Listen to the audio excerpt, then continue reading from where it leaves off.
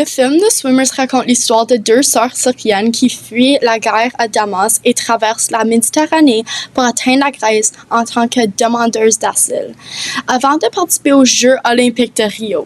Ce film a provoqué mon intérêt pour la crise des réfugiés syriens et les défis accordés aux victimes. C'est pourquoi j'ai choisi de faire mon projet de recherche à ce sujet. D'une première part, bien que la guerre syrienne ait commencé en 2011, le contexte historique du pays la rend prévisible.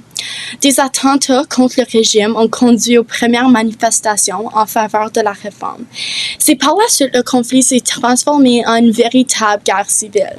Des millions de personnes ont été déplacées à l'intérieur de la Syrie et des millions d'autres sont à la recherche de sécurité dans les pays voisins.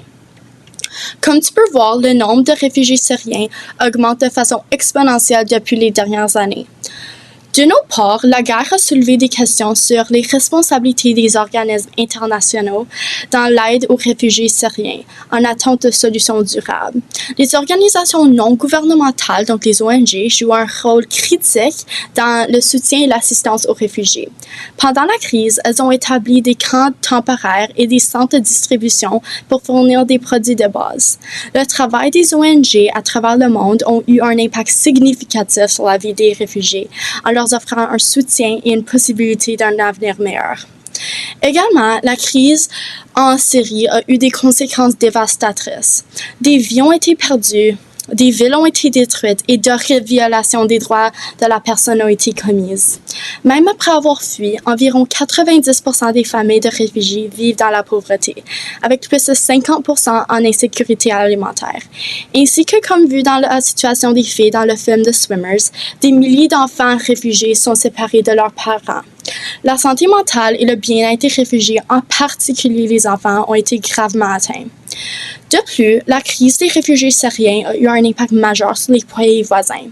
Par conséquent, comme on peut voir, 1 sur 5 Syriens sont maintenant réfugiés dans un pays voisin et 6,5 millions sont déplacés.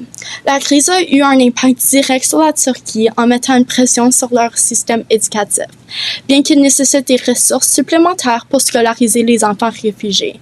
Malgré ceci, l'accueil des réfugiés syriens a enrichi la culture du pays d'accueil en favorisant la diversité et le multiculturalisme. La crise des réfugiés a donc eu des répercussions significatives, ayant des avantages et des défis sur le plan économique et culturel. D'une dernière part, les pays accueillants et les réfugiés syriens ont besoin de solutions urgentes. Des élèves de droit de l'Université de Boston suggèrent que le Liban adopte un cadre juridique formel basé sur le modèle turc de la protection temporaire.